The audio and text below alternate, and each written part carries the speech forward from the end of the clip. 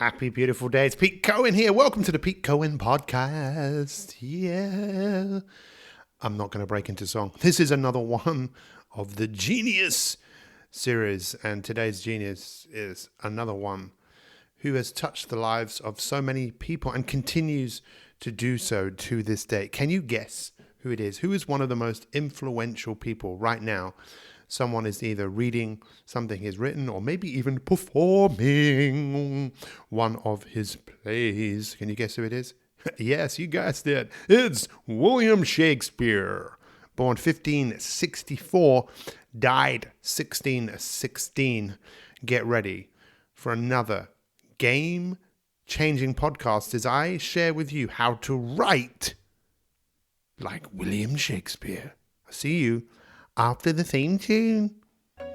The big question is, how are some people in the world today creating the results they want with their health, wealth, and happiness? What exactly are these people doing? This podcast will give you the answers and inspire you to live the life that you want today.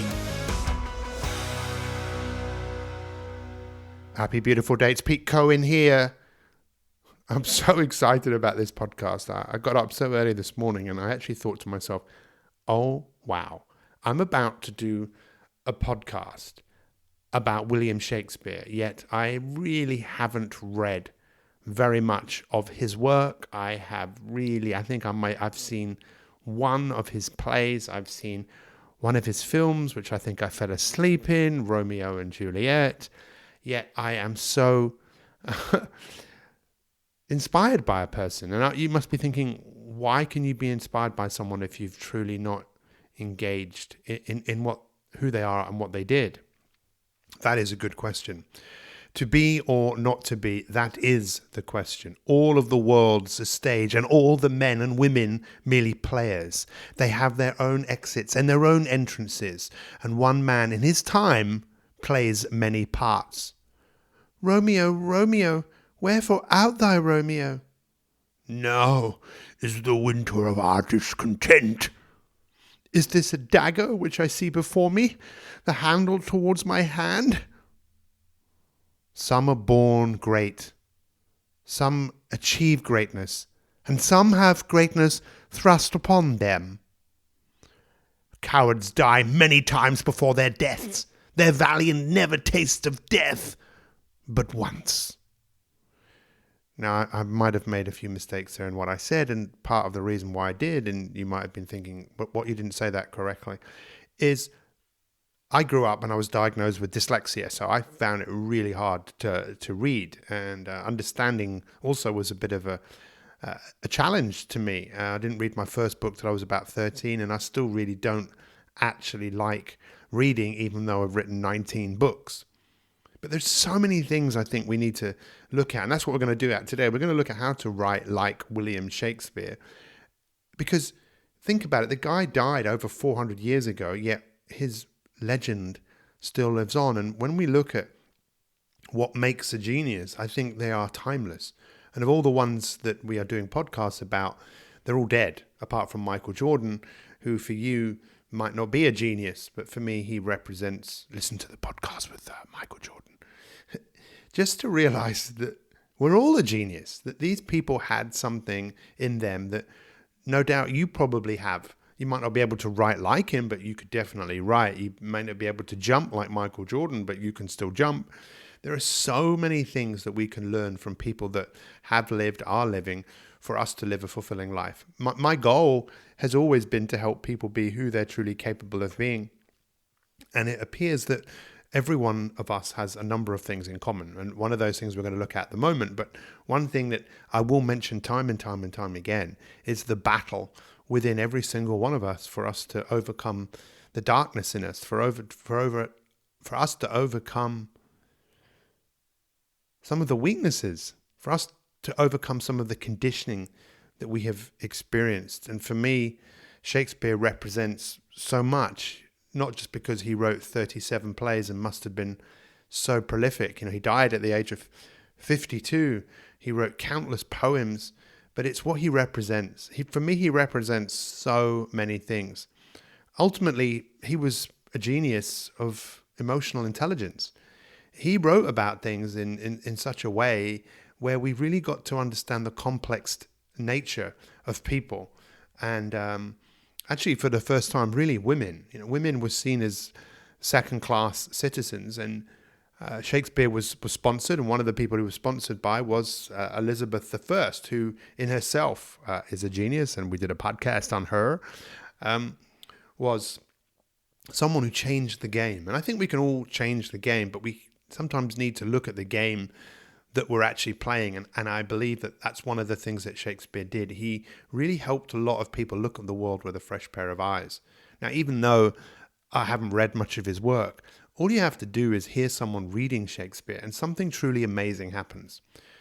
And I want to share a couple of really personal stories with you today, if that's all right, because, well, why not? It's my podcast, but I believe that through you listening to what I'm about to say, it will help you. So I left school with pretty much no qualifications. School for me was a complete waste of time. I left school with just huge amounts of insecurities about who I was. I didn't think I was good enough. Blah, blah, blah. I'm not telling you this as a misery story, but it's just a fact that my conditioning wasn't how I necessarily would have chosen it, but I've spent years working on myself and waking up my own genius. The word genius, if you're listening to one of these for the first time, just go and look at the etymology of the word. Most people think of Shakespeare as a genius because they think the word means someone who's intelligent, someone super creative. But the origin of the word doesn't mean that at all. Let me just do this again because we might as well. Hey Siri, what is the etymology of the word genius? As a noun, it means exceptional intellectual or creative power or other natural ability. Do you want to hear the next one? Yes. As a noun, it means an exceptionally intelligent person or one with exceptional skill in a particular area of activity. Would you like to hear one more? Yes, I'd love to. As a noun, it means a person regarded as exerting a powerful influence over another for good or evil. Would you like to hear one more? Yes. As a noun, it means the prevailing character or spirit of something. Would you like to hear the last one? No. So the prevailing character or spirit of someone. Now, I actually asked for the etymology of the word, and one of my favorite apps is an etymology app because all words come from somewhere. And he just alluded to that at the end, the guiding spirit inside someone. But if you really look at what it means the moral spirit who guides and governs an individual through life. From the Latin guardian deity or spirit, which watches over each person from birth.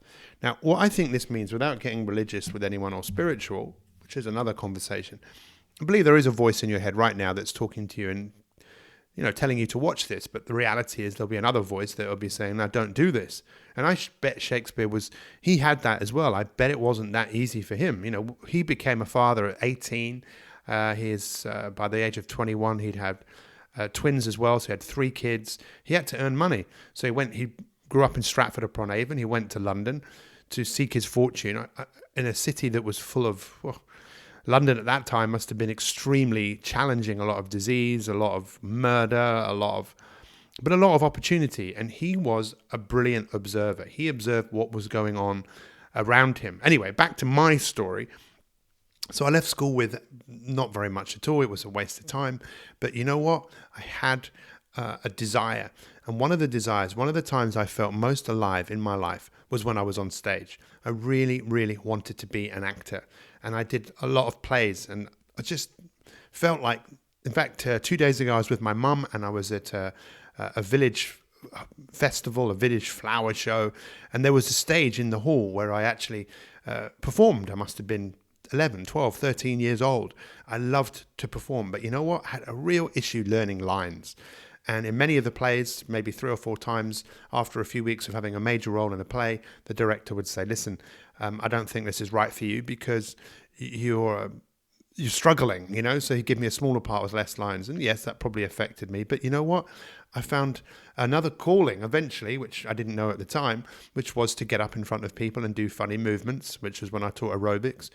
And, something I loved to do because I loved to entertain. I loved the ego in me, which is again something that William Shakespeare wrote about in such an incredible way, the whole human experience, what it was like to be human, what it was like to feel all these different emotions, from love to hate to greed to lust to jealousy, in a way that people probably had never really read before.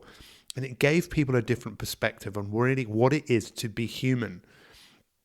Now, for me, getting up in front of people like I'm doing right now is a form of acting. You know, I am being myself.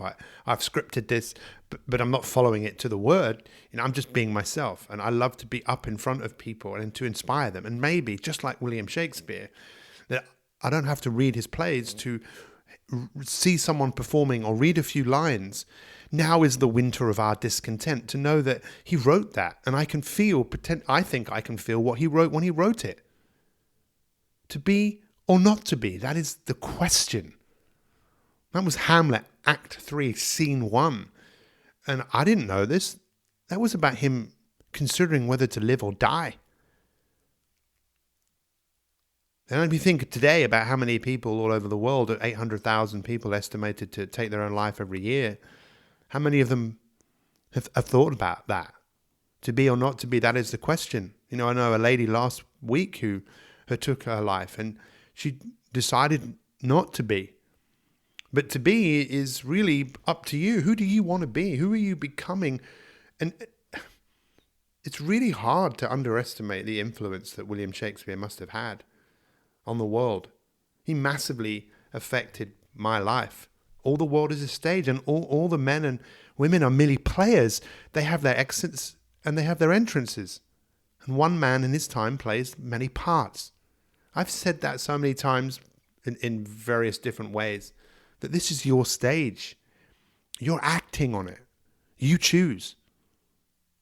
Every single story that pretty much most of us have ever come across go through the same kind of process of someone is called to an adventure, they don't want to go, they get a mentor or a coach, they face the adversity, it nearly kills them, and they then come back stronger, train, learn, take on the thing which nearly destroyed them and conquer it. And I wonder how many people have been influenced by the hero's journey by, again, William Shakespeare. But, you know, Shakespeare, I always think when I was doing this, I was thinking to myself, well, I wonder who his biggest influences were. And that's something I Googled. And there were a few people around him, maybe more, who inspired him to do what he did. But he wrote in such a way that many people hadn't written before. And as I tell you another story that relates to Shakespeare, because how to write like William Shakespeare, for me, is the energy that you put in to the writing. So it's not so much the words, even though he invented so many words. Have you ever heard of expressions like tongue-tied, or dull as dishwater, or wouldn't budge an inch, or he's seen better days? Or, you know, so many things he came up with. I love it. Imagine coming up with words and people go, well, that doesn't make sense. What are you saying? But he kept saying it until eventually it became sense. He must have been so persistent. So how could someone like me, who left school, doesn't even have the most basic English qualification, have written so many books, 19 books, many of them international best-selling books, published in multiple languages around the world?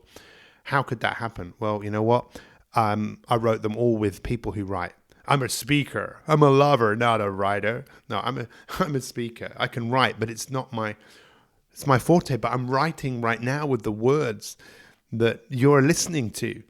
So I had a coach for many years of my life, and he helped and inspired me in many of the things that I did. I believe not only did he help me make a lot of money with decisions that I took his advice for, but also he saved my wife's life with the advice that he gave me when my wife was very, very, very sick. But I had a meeting with HarperCollins. So let me tell you, I wrote a book. It was called Slimming with Pete. Not swimming, slimming. Slimming with Pete. It was a novel. Wrote it with a lady called Judith Verity. It got published by, I asked all the publishers, wrote to them, the big publishers, got turned down. No, but the genius in me go, no, I need this book to get out there. I need it to be written. So found a small publisher in Wales. They published it. I got featured in the Sunday Times, and all of a sudden I got approached by Random House, one of the biggest publishers in the world. they offered me £25,000 for an upfront payment to write a book on weight loss called Lighten Up, which came out. Then I was the hot thing. Woo! I then got approached by HarperCollins and published a book with them, Habit Busting, then Fear Busting, again published in multiple languages. And then it became a war. They both wanted to do a big publishing deal with me. And I had a meeting with HarperCollins. There was, I think, 16 of them in the room. There was my agent at the time. Yes, I had a secret agent. And I had a coach, Raphael, who was sitting on my right. And it was like we were being interrogated. It was. I'll never forget it.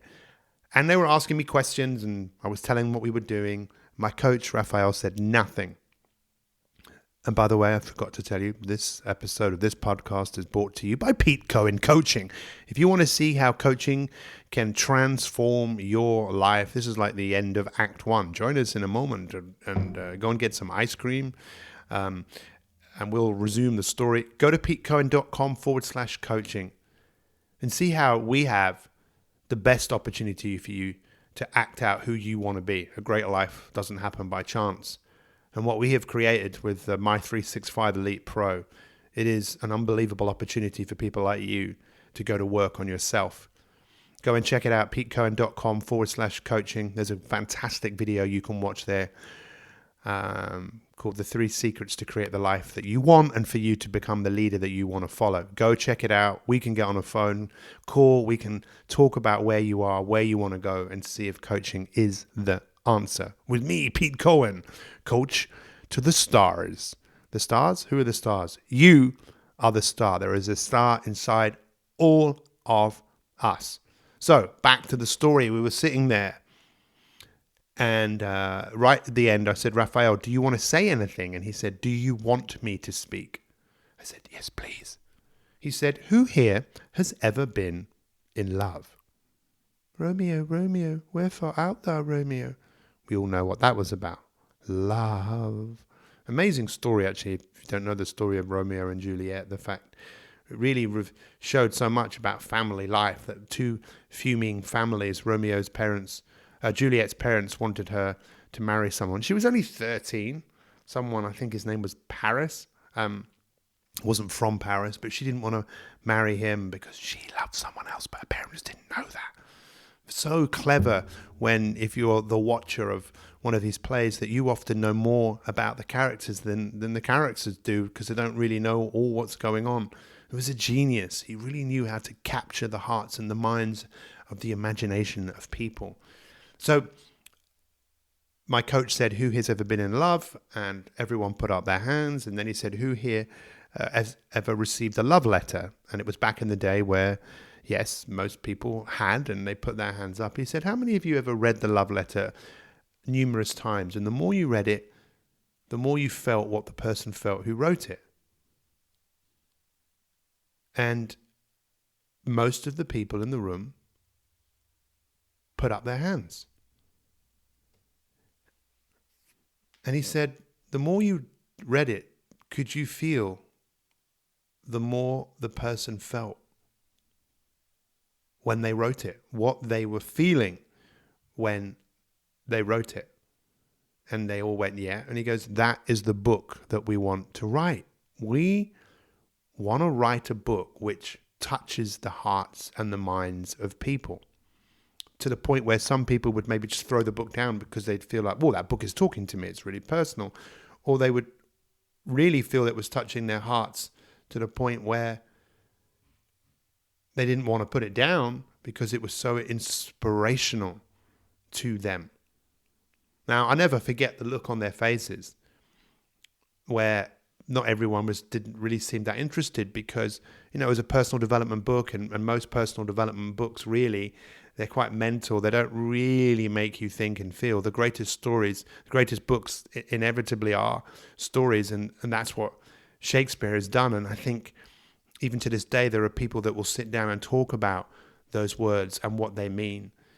And we didn't take that publishing deal. It was a big publishing deal, but we decided that it wasn't right. We wanted to work with people that really felt where it is that we were coming from. So I didn't actually write a book for about 5 or 6 years. And the last book I wrote, Inspirators is really so much influenced by Shakespeare, because the book is about people who are inspired, the geniuses in life, inspired to do something in the future, inspired to go out there and make the world a better place, inspired to rise up, to overcome the discomfort in them, to rise up above their conditioning.